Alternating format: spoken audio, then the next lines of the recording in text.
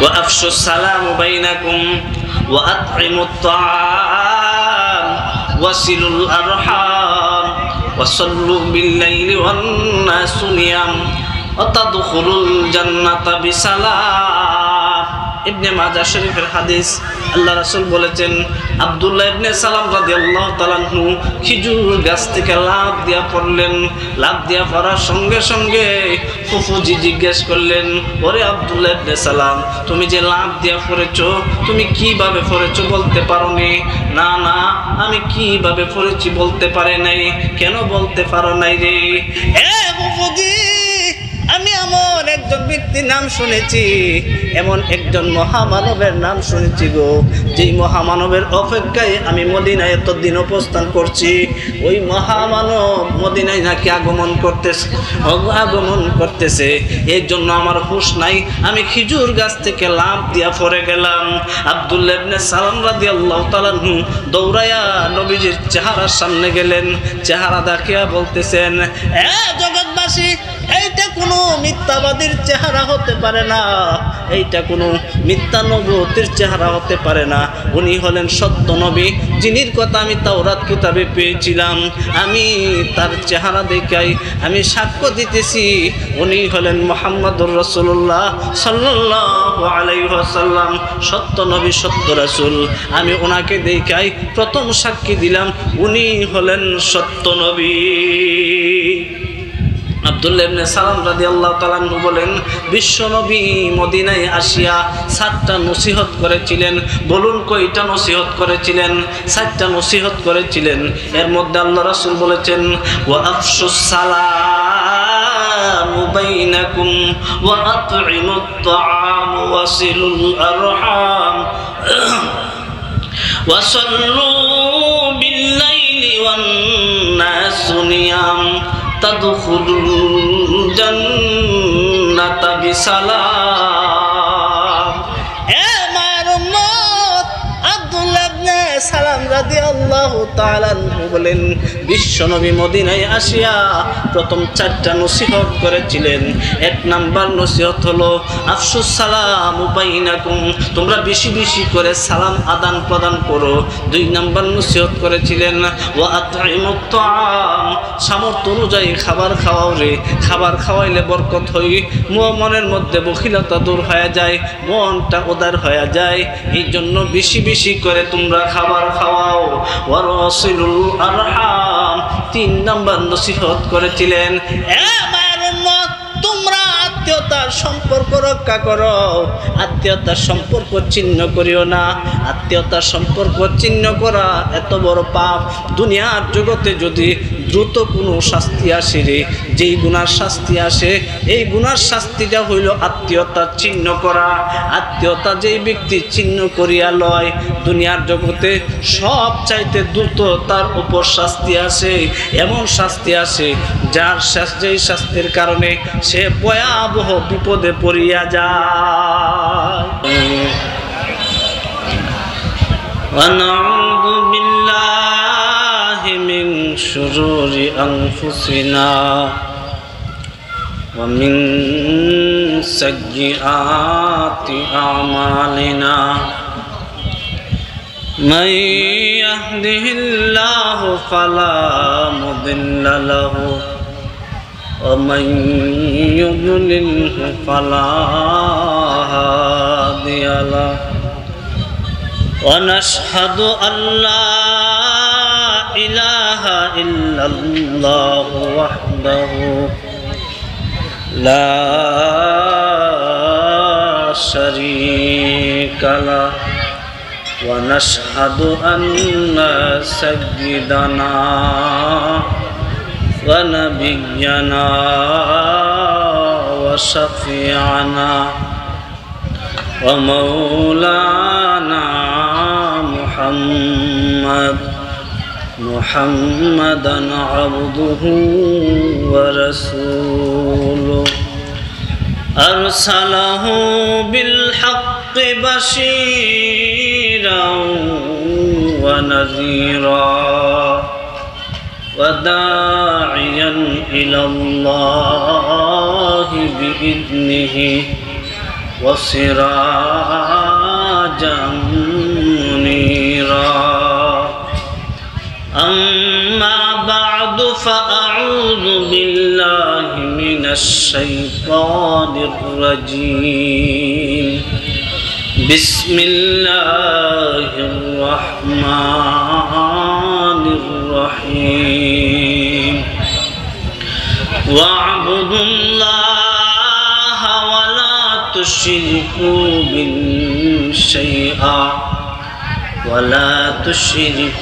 به شيئا وبالوالدين إحسانا وبذي القربى واليتامى والمساكين والجار ذي القربى والجار الجنب والصاحب بالجنب وابن السبيل وما ملكت أيمانكم إن الله لا يحب من كان مختالا فخورا وقال النبي عليه الصلاة والسلام أفشوا السلام بينكم وأطعموا الطعام وصلوا الأرحام وصلوا بالليل والناس نيام تدخلوا الجنة بسلام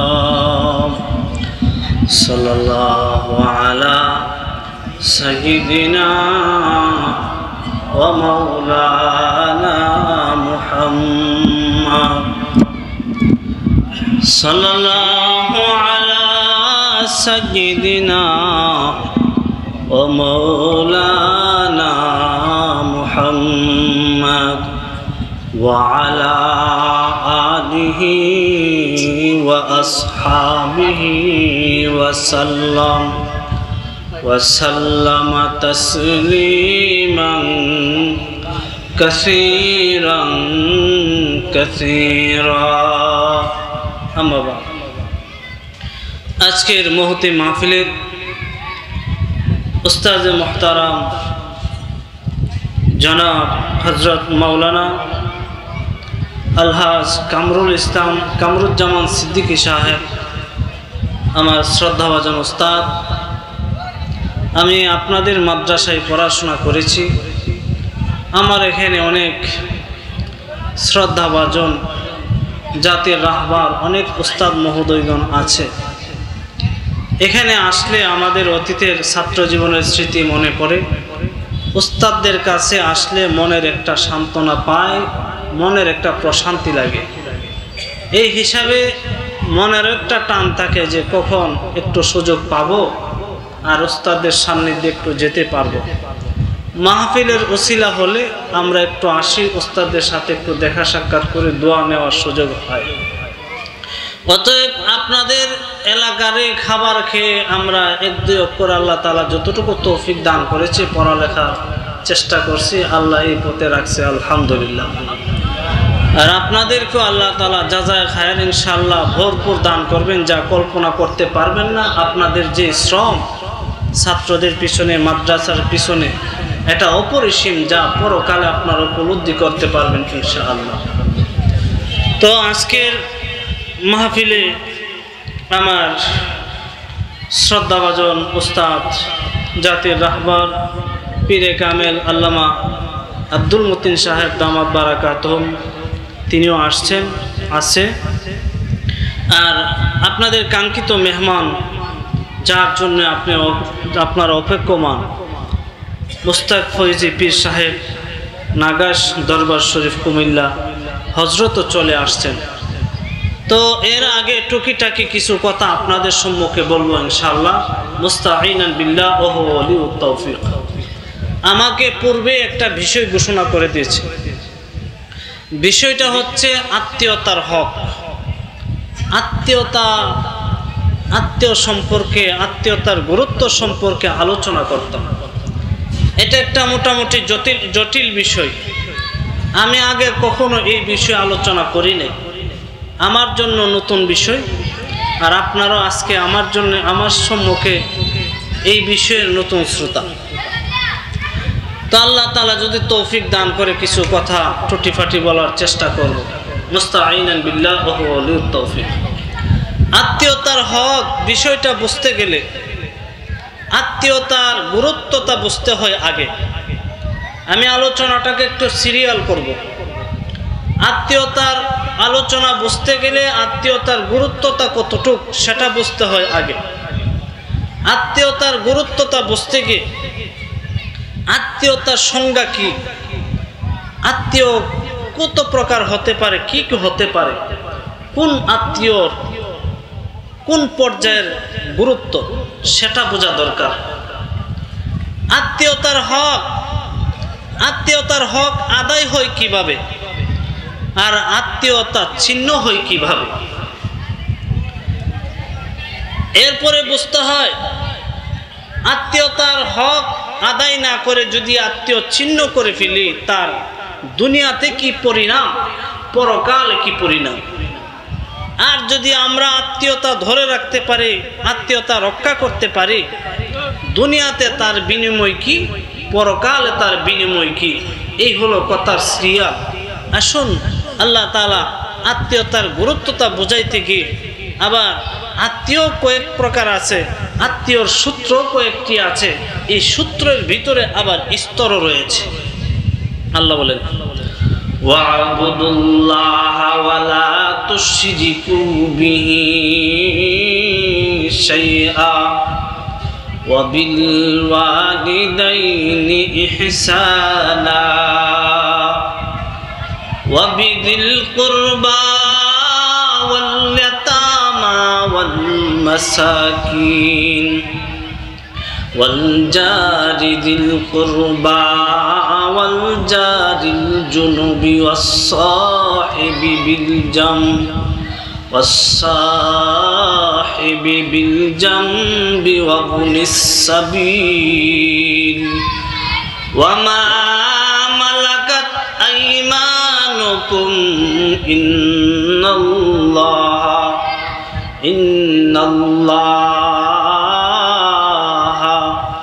لا يحب من كان مختالا فخورا। আল্লাহ বলেন ওয়া'বুদুল্লাহ ওয়া লা তুশরিকু বিহি শাইআ।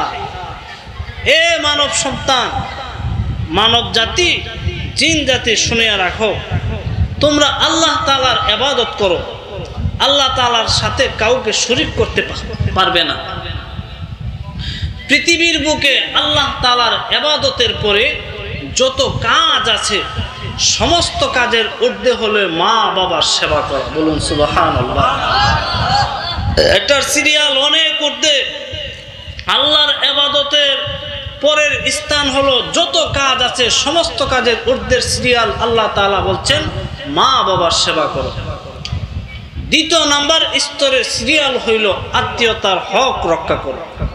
তাহলে বুঝুন আত্মীয়তার গুরুত্ব কতটা গুরুত্বপূর্ণ। আত্মীয়তার হক রক্ষা করা, যে মা বাবার সেবার পরের স্থানে রেখেছেন আত্মীয়তার হক রক্ষা করার জন্য। এরপরে আল্লাহ বলেছেন ইয়াতিমের কথা, এরপরে বলেছেন মাসাকিনের কথা, এরপরে বলছেন ওয়াল জারিল কুরবার কথা, ওয়াল জারিল জুনুবির কথা। অর্থাৎ সিরিয়ালে আল্লাহ তাআলা বুঝিয়ে দিয়েছেন এ পৃথিবীর মানুষ, যত কাজ আছে আল্লাহ তাআলার ইবাদতের পরে, আর আল্লাহর ইবাদত হবে শিরক মুক্ত ইবাদত। শিরক মুক্ত ইবাদতের পরের স্থানই হলো মা বাবার সেবা করা। মা বাবার সেবার পরের স্থানই হলো আত্মীয়তার হক রক্ষা করা। তাহলে কতটুকু গুরুত্বপূর্ণ আত্মীয়তার হক রক্ষা করা। আত্মীয় কাকে বলে, আত্মীয় সংজ্ঞা কি? আমার ভাই, আত্মীয় বলা হয় আত্মার সাথে যার সম্পর্ক নসবীয় সম্পর্ক বংশীয়ভাবে হয়, রেহেমিরভাবে হয়, কলিজার সাথে যাদের সম্পর্ক তাদেরকে আত্মীয় বলা হয়। আত্মীয় হলো এমন ব্যক্তি, এমন জন যাদের হক আপনিও পাওয়ার অধিকার রয়েছে, আবার আপনার থেকেও সে পাওয়ার অধিকার রয়েছে, তাকে বলা হয় আত্মীয়। আত্মীয়তার স্তর রয়েছে, আত্মীয়তার কয়েকটি পর্যায় রয়েছে, কয়েকটি স্তর রয়েছে। আত্মীয়তার স্তর আসুন আমরা আরবিতে একটু বুঝি। প্রথম স্তর হলো আত্মীয়তার প্রথম 3টা সূত্র রয়েছে। 1 নাম্বার সূত্র হলো, প্রতিটি সূত্রের ভিতরে আবার স্তর আছে। 1 নাম্বার সূত্র হলো যাউল আরহাম, 2 নাম্বার সূত্র হলো আলাকাতুজ জাওয়াজ, 3 নাম্বার সূত্র হলো আলাকাতুর রাদা। এই 3 প্রকার আত্মীয়কে শরীয়তের পরিভাষায় আত্মীয় খুব কাছের আত্মীয় বলে আখ্যায়িত করা হয়েছে। অথচ আদম সন্তান দূরত্বর দিক দিয়ে লক্ষ্য করলে সবাই কেউ না কাহারও আত্মীয়, কিন্তু শরীয়তের পরিভাষায় এই 3 প্রকার আত্মীয়কে আমার ভাই খুব কাছের আত্মীয় বলে উল্লেখিত করেছেন। বলুন সুবহানাল্লাহ। এখন প্রতিটা আবার একটু বুঝি। আলাকাতুল যাউল আরহাম কাকে বলা হয়? যাউল আরহাম বলা হয় নসবী সম্পর্কে যাদের আত্মীয়, রেহেমি সম্পর্কে যাদের আত্মীয়, অর্থাৎ ফেটের সাথে যাদের আত্মীয়, এই ফেট থেকে কে বের হয়েছে, এই রক্তের সাথে যাদের আত্মীয়, রক্তের সম্পর্ক যাদের আত্মীয়, তাদেরকে বলা হয় যাউল আরহাম। আর যাউল আরহামের সূত্রটা হলো প্রথম নাম্বার স্থানে। এটার মধ্যে আবার স্তর রয়েছে। স্তর কোনটা? যাউল আরহামের প্রথম আমার ভাই পৃথিবীতে 6টা মানুষের সম্পর্ক হলো ডিরেক্ট সম্পর্ক, এর মধ্যখানে কোনো মধ্যস্থতাকারী নেই, মধ্যস্থতাকারী নেই। প্রথম নাম্বার হচ্ছে মা, দ্বিতীয় নাম্বার বাবা, তৃতীয় নাম্বার ছেলে, চতুর্থ নাম্বার মেয়ে, এমনভাবে তার স্বামী স্ত্রী, এমনভাবে এই 6টা প্রকার আত্মীয় হচ্ছে সরাসরি আত্মীয়, এর মধ্যে কোনো মধ্যস্থতাকারী নেই। এটাকে বলা হয় যাউল আরহাম। আর এটাই হলো প্রথম সূত্র। এই যাউল আরহামের মধ্যে আবার স্তর রয়েছে, কয়েকটি পর্যায় রয়েছে। কিভাবে পর্যায় রয়েছে? আপনার যদি দাদা বাবার দিক থেকে লক্ষ্য করেন তাহলে বিল ওয়াসিতা আসবে, প্রথম মধ্যস্থতায় আসবে আপনার দাদা। দ্বিতীয় আবার মার দিক দিয়ে লক্ষ্য করলে দাদা দাদি আসবে বাবার দিক দিয়ে লক্ষ্য করলে। আর যদি আপনি মার দিকে লক্ষ্য করেন নানা নানির পর্যায়ে আসবে। আবার যদি দ্বিতীয় মধ্যস্থতায় আরেকটি স্তর নিচে যান তাহলে আসবে বাবার দিক দিয়ে লক্ষ্য করলে চাচা আর ফুফি আসবে। আর মার দিক দিয়ে লক্ষ্য করলে খালাম্মা আর মামা আসবে। আরেকটি স্তর নিচে যদি যান তাহলে সেও যাউল আরহামের অন্তর্ভুক্ত, বলতে রক্তের সম্পর্ক। এগুলো হলো রক্তের সম্পর্ক, প্রথম স্তরের আত্মীয়।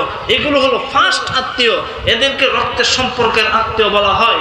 আমার ভাই যদি আবার চাচার দিক দিয়ে লক্ষ্য করেন, বাবার দিক দিয়ে লক্ষ্য করেন, চাচাতো ভাই, চাচাতো বোন, এমনভাবে মার দিক দিয়ে লক্ষ্য চাচাতো ভাই, চাচাতো বোন, ফুফাতো ভাই, ফুফাতো বোন।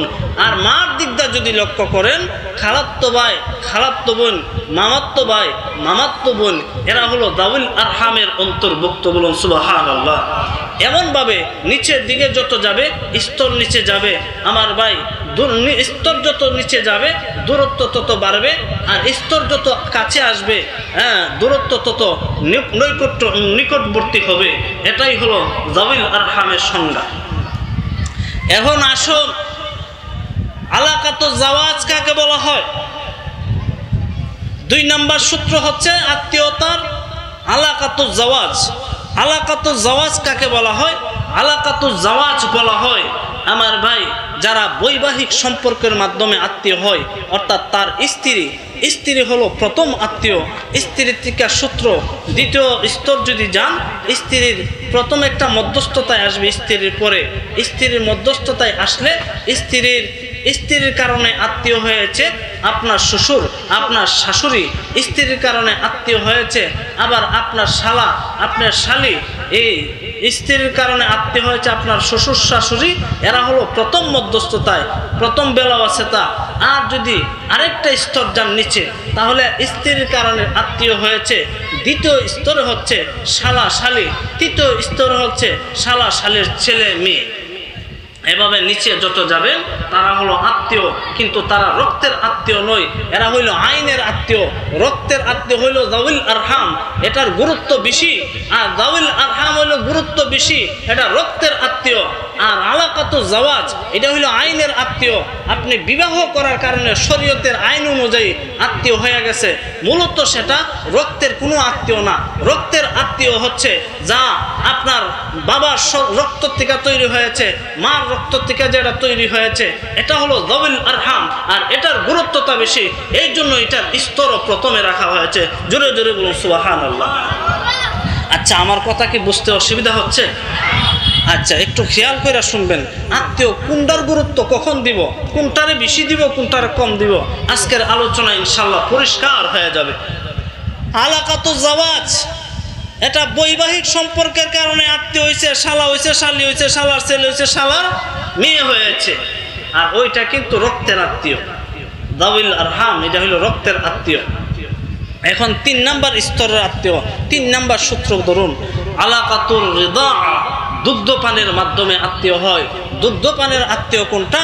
আপনি মনে করেন ছোটবেলা আপনার মা এক মহিলা দুধ খাওয়াইছে, দুধ খাওয়ানোর কারণে ওই মহিলা আপনার দুধ মা হয়ে গেছে, তারও ইসলামে শরীয়তে অনেক গুরুত্ব। আমার ভাই, ওই দুগ্ধপানের কারণে ওই মহিলা আপনার মা হয়ে গেছে।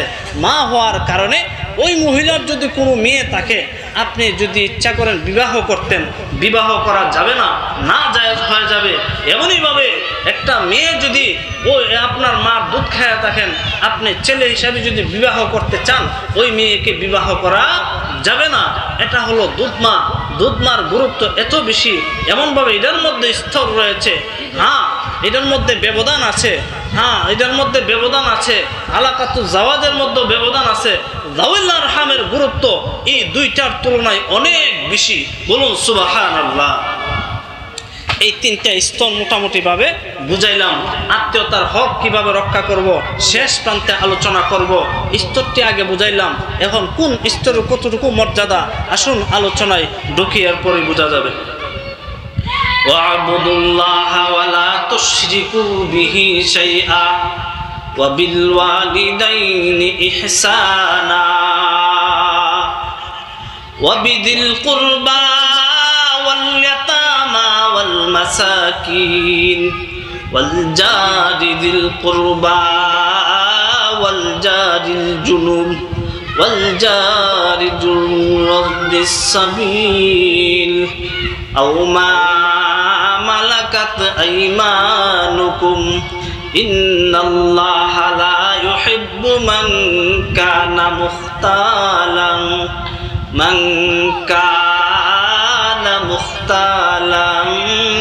ফখুরা। আল্লাহ বলেন, ও দুনিয়ার মানুষ, আমি আল্লাহর বিধান হলো তোমরা আত্মীয়তার হক আদায় করো, আত্মীয়তা রক্ষা করো রে। এ দুনিয়ার মানুষ, আমি আল্লাহ তোমাদেরকে সিরিয়াল করে বুঝিয়ে দিয়েছি রে। প্রথম নাম্বার স্তর হলো আমি আল্লাহ তাআলার ইবাদত করবে। ইবাদত যে করবে কোনো শরীক করতে পারবে না, আমি আল্লাহর সাথে কোনো শরীক লাগাইতে পারবে না, মূর্তি পূজা লাগাইতে পারবে না, শরীর সুতার পূজা লাগাইতে পারবে না, যত রকমের সূর্যের পূজা আছে তাও লাগাইতে পারবে না রে। একমাত্র ইবাদত করবে তোমরা, শিরিক মুক্ত ইবাদত। এই আল্লাহর ইবাদতের পরের স্থানই হইল মা বাবার সেবা করা রে। এ দুনিয়ার মানুষ, তোমরা যদি মা বাবার সেবা করো রে, এইবারে 2 নাম্বার স্তর হলো মা বাবার সেবা করা। পৃথিবীর বুকে যত কাজ আছে সমস্ত কাজের ঊর্ধ্বে মা বাবার সেবা করা। 2 নাম্বার হইল আত্মীয়তার হক আদায় করা রে। আত্মীয়তার হক আদায় করবে কেমনে? আত্মীয়তার হক করতে গিয়া আল্লাহ রাসূল বলেন, আরেক আয়াতে আল্লাহ বলেন, ফাআতিদাল কুরবা হাক্কাহু ওয়াল মিসকিনা ওয়া ইবনাস সাবিল। ও জগৎবাসী রে, যালিকা খায়রুল লিল্লাযিনা ইউরিদুনা ওয়াজহাল্লাহ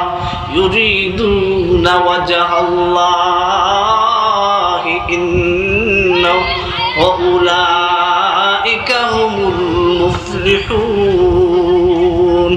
এমনি ভাবে জায়গা জায়গায় আমি আল্লাহ তোমাদেরকে সবক দিয়েছি আত্মীয়তার হক আদায় করতে, এই জন্য তোমরা আত্মীয়তার হক আদায় করো রে। এতিমের হকের চাইতে আত্মীয়তার হক গুরুত্ব বেশি। এই জন্য তিনটি সূত্রকে আমি আল্লাহ ভাগ করে দিলাম। এক নম্বর হইল যাউল আরহাম, আরেকটা হইল আলাকাতুজ জাওয়াজ, আরেকটা হইল আলাকাতুর রাদাআ। এই দুইটার তুলনায় যাউল আরহামের গুরুত্ব বেশি। যাউল আরহাম বলতে এর মধ্যে ছয়টা জিনিস, 6 ব্যক্তির কথা আমি আল্লাহ আলোচনা করেছি। তোমার মা হইল প্রথম আত্মীয়, তোমার মা হইল প্রথম আত্মীয়, এরপর হইল তোমার বাবা, এরপর হইল তোমার সন্তানাদি, এরপর হইল তোমার স্বামী স্ত্রী। এই জন্য আমি আল্লাহ আত্মীয়তার হক আলোচনা করতে গিয়া বুঝাই, ওই আত্মীয়তার হক যদি না আদায় করো রে, তাহলে তোমাদের পরিণাম ভয়াবহ হইব। আত্মীয়তার হক এমনভাবে আদায় করতে হবে, আত্মীয়তার হক আদায় না করলে কি অবস্থা হবে আমার ভাই। এখন আপনারা বুঝুন, আমরা এলোমেলো না করে হুজুর যত সময় আসবে এর আগে যতক্ষণ আলোচনা শুনে আমরা সুন্দরভাবে আলোচনা শোনার চেষ্টা করি। আত্মীয়তার হক আমার ভাই, আল্লাহ তাআলা যে বলেছেন আত্মীয়তার হক আদায় করার জন্য 3 ভাগে ভাগ করেছেন। 3 ভাগের মধ্যে প্রথম নম্বর আত্মীয় হচ্ছে মা বাবা, এর উপরে কোনো আত্মীয় নাই। এরপরে হলো ছেলে সন্তান, সন্তানাদি। তাহলে বোঝা যায় আমরা যখন কোথাও বাজার করতে যাই, মার কথা খবর থাকে না, ছেলের জন্য কি কিনুম, মেয়ের জন্য কি কিনুম, এটার আকর্ষণ আগে আসে, এটার তাগিদ আগে আসে। কিন্তু মা কি খাবে না না খাবে ওইটার খবর আমাদের থাকে না। বলুন কথা ঠিক না বেটি? অথচ আল্লাহ কি শিক্ষা দিয়েছেন, তোমার প্রথম নম্বর আত্মীয় যাউল কুরবা, অর্থাৎ রক্তের আত্মীয়, যে গর্ভ থেকে বের হয়েছ, যে কলিজা থেকে তোমরা বের হয়েছে, রেহাম থেকে বের হয়েছে, বাচ্চাদানি থেকে বের হয়েছ, এইটা হলো তোমার প্রথম নম্বরের আত্মীয়। এইটার হক তুমি আদায় করো, বাকিদের হক আদায় করা সহজ হয়ে যাবে। এখন আমরা বাচ্চা পালন করতে গিয়া বাচ্চারে কি খাওয়ামো, বাচ্চারে কিভাবে লেখাপড়া করামো করতে গিয়া মায়ের এক সেবা করতে পারি না, মায়ের হক আদায় করে না। অথচ মা যে প্রথম নম্বরের আত্মীয়, এইটা আমাদের খবর নাই। আপনার বাচ্চা তুলনায় মার হক বেশি, এই জন্য মার হক আপনি আদায় করতে পারছেন কিনা এটা আপনার নিজের বিবিকে বিচারে আনবেন, যে আমার মার কতটুকু আমি হক আদায় করতে পারছি। আমার বাচ্চার তো ভবিষ্যতে হায়াত যদি আল্লাহ রাখে, তার রিজিকে রাখে, খাবেই তো। কিন্তু যেই মার ঘর থেকে আমি জন্ম হয়েছি, আমার মার হক কতটুকু আদায় করছি না করছি, আল্লাহ তো আমাকে কঠিনভাবে ধরবে। এই আত্মীয়র হক কতটুকু আদায় করলাম, এটা আমাদের নলেজে রাখা দরকার। বলুন কথা ঠিক না বেটি? আসুন, আল্লাহ রাসূল সাল্লাল্লাহু আলাইহি ওয়াসাল্লাম যখন মক্কা থেকে মদিনায় যাইবেন, আব্দুল্লাহ ইবনে সালাম রাদিয়াল্লাহু তাআলা আনহু তখন খেজুর গাছের উপরে, ওনার ফুফু হলো নিচে। এমন অবস্থায় মুহাম্মদ সাল্লাল্লাহু আলাইহি ওয়াসাল্লামের নামে তারা সুস্বাগতম জানাইতেছেন, অভ্যর্থনা জানাইতেছেন। মদিনাবাসী ছোট ছোট ছেলেরা যখন অভ্যর্থনা জানাচ্ছেন, তখন আব্দুল্লাহ ইবনে সালাম রাদিয়াল্লাহু তাআলা আনহু হঠাৎ নাম শুনলেন, মুহাম্মাদুর রাসূলুল্লাহ আসতেছে। এমন অবস্থায় খেজুর গাছ থেকে লাফ মাইরা পড়ে গেছেন। আব্দুল্লাহ ইবনে সালামকে ওনার ফুফু বললেন, আব্দুল্লাহ ইবনে সালাম, তুমি যে খেজুর গাছ থেকে পড়লা, কিভাবে পড়েছো, তুমি কি বুঝতে পারছো? না, আমি তো বুঝতে পারি নাই। কেন বুঝতে পারি নাই? কেন বুঝতে পারো নাই? আব্দুল্লাহ ইবনে সালাম উত্তর দিয়েছেন, ফুফুজি, এমন একজন ব্যক্তি, এমন একজন মহামানবের অপেক্ষায় আমি আছি, যেই মহামানব শুনেছিলাম মদিনায় আগমন করবে, আজকে শুনতাছি ওই ব্যক্তি আগমন করতেছে। এর জন্য আমার আর হুঁশ নাই, খেজুর গাছ থেকে কি লাফ দিয়া পড়ছি না কিভাবে পড়ছি আমার কোনো খবর নাই। বলুন সুবহানাল্লাহ। ওয়া আফশুস সালাম বাইনাকুম ওয়া আতইমুত তাআম ওয়াসিলুল আরহাম ওয়া সাল্লু বিল লাইলি ওয়ান নাসু নিয়াম ওয়া তাদখুলুল জান্নাতা বিসালাম। ইবনে মাজাহ শরীফের হাদিস। আল্লাহ রাসূল বলেছেন, আব্দুল্লাহ ইবনে সালাম রাদিয়াল্লাহু তাআলা আনহু খেজুর গাছ থেকে লাফ দিয়া পড়লেন। লাফ দিয়া পড়ার সঙ্গে সঙ্গে ফুফুজি জিজ্ঞেস করলেন, ওরে আব্দুল্লাহ ইবনে সালাম, তুমি যে লাফ দিয়া পড়েছো, তুমি কিভাবে পড়েছো বলতে পারোনি? না না, আমি কিভাবে পড়েছি বলতে পারি নাই। কেন বলতে পারো নাই রে? এ ফুফুজি, আমি এমন এক একজন ব্যক্তির নাম শুনেছি, এমন একজন মহামানবের নাম শুনেছি গো, যেই মহামানবের অপেক্ষায় আমি মদিনায় এতদিন অবস্থান করছি। ওই মহামানব মদিনায় নাকি আগমন করতেছে। এই জন্য আমার হুঁশ নাই, আমি খেজুর গাছ থেকে লাফ দিয়া পড়ে গেলাম। আব্দুল্লাহ ইবনে সালাম রাদিয়াল্লাহু তাআলা আনহু দৌড়াইয়া নবীজির চেহারার সামনে গেলেন, চেহারা দেখিয়া বলতেছেন, জগৎবাসী, এইটা কোনো মিথ্যাবাদীর চেহারা হতে পারে না, এইটা কোনো মিথ্যা নবুয়তের চেহারা হতে পারে না। উনি হলেন সত্য নবী, যিনির কথা আমি তাওরাত কিতাবে পেয়েছিলাম। আমি তার চেহারা দেখাই আমি সাক্ষ্য দিতেছি, উনি হলেন মুহাম্মদুর রাসূলুল্লাহ সাল্লাল্লাহু আলাইহি ওয়াসাল্লাম, সত্য নবী, সত্য রাসূল। আমি ওনাকে দেখাই প্রথম সাক্ষী দিলাম, উনি হলেন সত্য নবী। আব্দুল্লাহ ইবনে সালাম রাদিয়াল্লাহু তাআলা আনহু বলেন, বিশ্বনবী মদিনায় আসিয়া 7টা নসিহত করেছিলেন। বলুন কয়টা নসিহত করেছিলেন? 7টা নসিহত করেছিলেন। এর মধ্যে আল্লাহ রাসূল বলেছেন, ওয়া আফশুস সালাম বাইনাকুম ওয়া আত'ইমুত তা'আম ওয়াসিলুল আরহাম ওয়া সাল্লু বিল লাইলি ওয়ান নাসু নিয়াম তাদখুলুল জান্নাতা বিসালাম। মায়ের উম্মত, আব্দুল্লাহ ইবনে সালাম রাদিয়াল্লাহু তাআলা আনহু বলেন, বিশ্বনবী মদিনায় আসিয়া প্রথম 4টা নসিহত করেছিলেন। 1 নাম্বার নসিহত হলো আফশুস সালাম বাইনাকুম, তোমরা বেশি বেশি করে সালাম আদান প্রদান করো। 2 নাম্বার নসিহত করেছিলেন ওয়া আত'ইমুত তা'আম, সামর্থ্য অনুযায়ী খাবার খাওয়াও রে, খাবার খাওয়াইলে বরকত হয়, মনের মধ্যে বখিলতা দূর হয়ে যায়, মনটা উদার হয়ে যায়। এই জন্য বেশি বেশি করে তোমরা খাবার খাওয়াও। ওয়া রাসিলুল আরহাম, 3 নাম্বার নসিহত করেছিলেন, মায়ের উম্মত, তোমরা আত্মীয়তার সম্পর্ক রক্ষা করো, আত্মীয়তার সম্পর্ক ছিন্ন করিও না। আত্মীয়তার সম্পর্ক ছিন্ন করা এত বড় পাপ। দুনিয়ার জগতে যদি দ্রুত কোনো শাস্তি আসে রে, যেই গুনার শাস্তি আসে, এই গুনার শাস্তিটা হইল আত্মীয়তা ছিন্ন করা। আত্মীয়তা যেই ব্যক্তি ছিন্ন করিয়া লয়, দুনিয়ার জগতে সব চাইতে দ্রুত তার উপর শাস্তি আসে। এমন শাস্তি আসে যার যেই শাস্তির কারণে সে ভয়াবহ বিপদে পড়িয়া যায়। নাউজুবিল্লাহ যালিক। আত্মীয়তা ছিন্ন করার কারণে দুনিয়ার জগতে সবচাইতে দ্রুত শাস্তি আসে। আবু দাউদ শরীফের হাদিস আল্লাহ রাসূল বলেছেন, দুনিয়ার জগতে যারা আত্মীয়তা ছিন্ন করবে, এর চাইতে বড় গুনাহ আমার মনে হয় আর কিছু হয় না। আত্মীয়তা ছিন্নকারী এত বড় মহাপাপ। আল্লাহ রাসূল সাল্লাল্লাহু আলাইহি ওয়াসাল্লাম বলেন, মান ওয়াসালানি ওয়া আত'ইমুত তা'আম ওয়াসিলুল আরহাম ওয়া সাল্লু বিল লাইলি ওয়ান নাসু নিয়াম তাদখুলুল জান্নাতা বিসালাম। আল্লাহ রাসূল বলেছেন, এ মায়ের উম্মত, আত্মীয়তার সম্পর্ক রক্ষা করো। ওয়া সাল্লু বিল লাইলি ওয়ান নাসু নিয়াম। এ মায়ের উম্মত, শেষ রাত্র যখন আসিয়া যায়, আধার রজনীতে মানুষ ঘুমের ভিতরে বিভোর হইয়া যায়।